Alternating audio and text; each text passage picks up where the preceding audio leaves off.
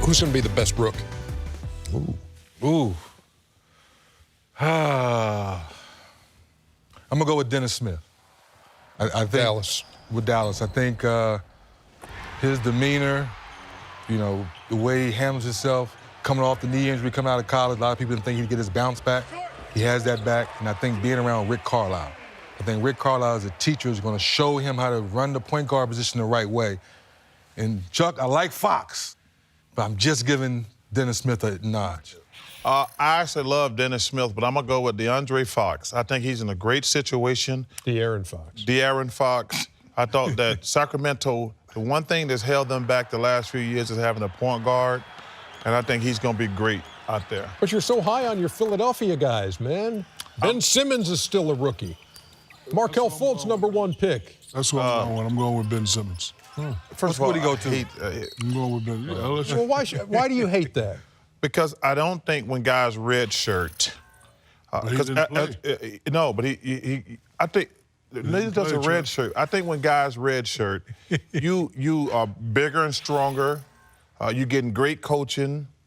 I think it's an But you advantage. still haven't played in an NBA game. I understand that, but neither has a guy who redshirted in college. That's just my opinion. All right. I understand the rule, but I'm saying if a guy redshirts in college, he's better than a regular freshman. That's just my personal opinion. How good will Lonzo Ball be?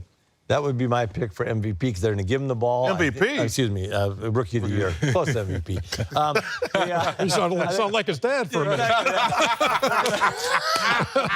Trying to get a big ball of him. No one's ever said that before. I just think they're going to give him the ball, and he's going to go up and down the floor. They're going to play a little bit with more pace. I think he's going to put up big numbers, which is, you know, a lot of times that's what's going to cause you to be Rookie of the Year, big numbers. I think I like Fultz, but I think him and Simmons, and I think that whole team's going to figure out how they're going to play together. I'm not sure. I think LeVar Ball is going to have the ball, and he's going to make plays, and I like him as the Rookie of the Year. Lonzo Ball. Lonzo Ball, yeah. LeVar. You got to get the tongue with his dad. Now, again, you're sounding like his dad. Okay. Zeke, who you got? I'm going to go with Dennis Smith. And the reason why is because he'll probably get the most minutes.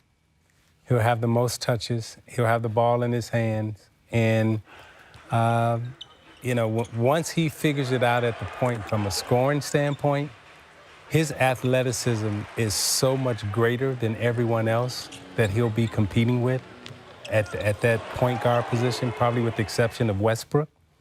I think he's going to have a great season.